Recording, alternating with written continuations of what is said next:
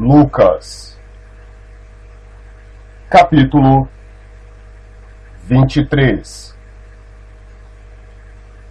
E levantando-se toda a multidão deles, o levaram a Pilatos, e começaram a acusá-lo, dizendo: Havemos achado este pervertendo a nação, proibindo dar o tributo a César, e dizendo que ele mesmo é Cristo, o Rei.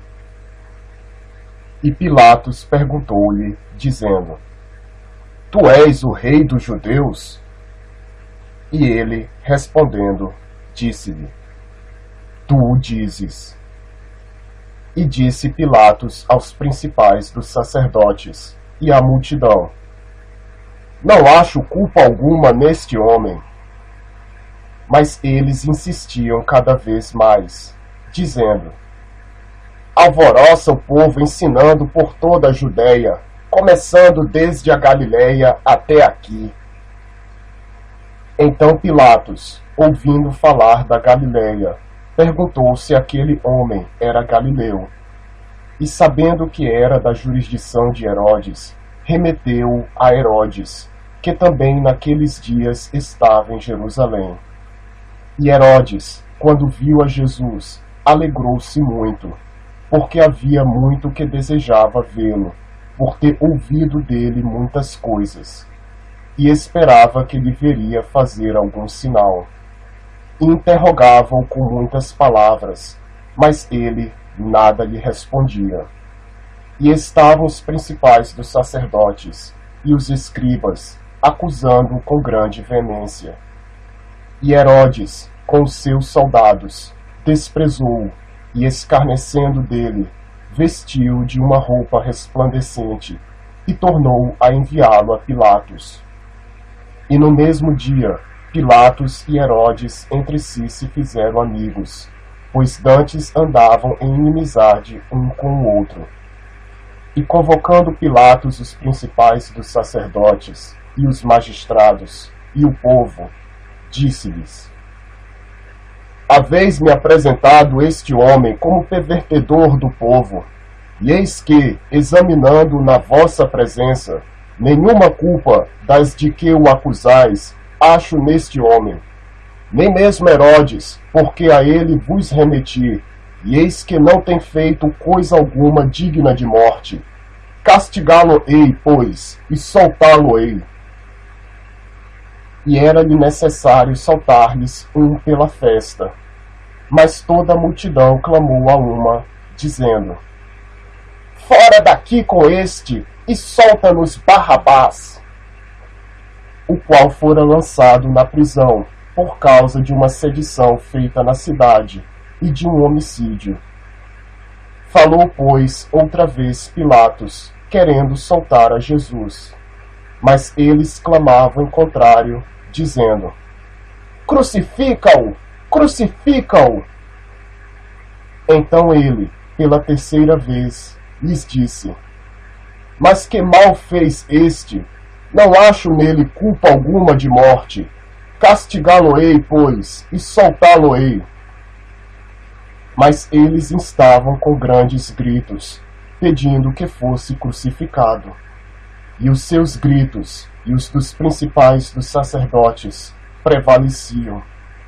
Então Pilatos julgou que devia fazer o que eles pediam, e soltou-lhes o que fora lançado na prisão por uma sedição e homicídio, que era o que pediam, mas entregou Jesus à vontade deles.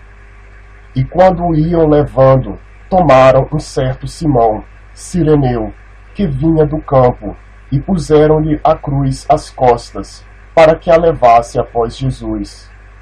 E seguia-o grande multidão de povo e de mulheres, as quais batiam nos peitos, e os lamentavam. Jesus, porém, voltando-se para elas, disse: Filhas de Jerusalém, não choreis por mim, chorai antes por vós mesmas e por vossos filhos, porque eis que hão de vir dias em que dirão: Bem-aventuradas as estéreis, e os ventres que não geraram, e os peitos que não amamentaram. Então começarão a dizer aos montes: caí sobre nós, e aos outeiros: cobri-nos. Porque se ao madeiro verde fazem isto, que se fará ao seco? E também conduziram outros 2, que eram malfeitores, para com eles serem mortos. E quando chegaram ao lugar chamado a Caveira, ali o crucificaram, e aos malfeitores, um à direita e outro à esquerda. E dizia Jesus: Pai, perdoa-lhes, porque não sabem o que fazem. E repartindo as suas vestes, lançaram sortes.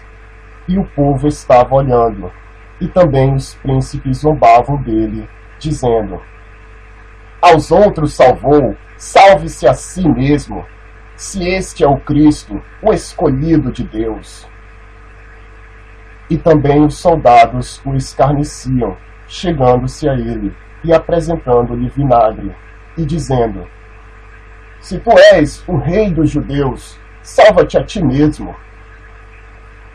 E também por cima dele estava um título, escrito em letras gregas, romanas e hebraicas: Este é o rei dos judeus. E um dos malfeitores que estavam pendurados blasfemava dele, dizendo: se tu és o Cristo, salva-te a ti mesmo e a nós. Respondendo, porém, o outro repreendia-o, dizendo: tu nem ainda temes a Deus, estando na mesma condenação, e nós, na verdade, com justiça, porque recebemos o que os nossos feitos mereciam, mas este nenhum mal fez. E disse a Jesus: Senhor, lembra-te de mim quando entrares no teu reino. E disse-lhe Jesus: em verdade te digo que hoje estarás comigo no paraíso. E era já quase a hora sexta, e houve trevas em toda a terra até a hora nona, escurecendo-se o sol. E rasgou-se ao meio o véu do templo, e clamando Jesus com grande voz, disse: Pai, nas tuas mãos entrego o meu espírito. E havendo dito isto, expirou. E o centurião, vendo o que tinha acontecido, deu glória a Deus, dizendo: na verdade, este homem era justo. E toda a multidão que se ajuntara a este espetáculo, vendo o que havia acontecido, voltava batendo nos peitos.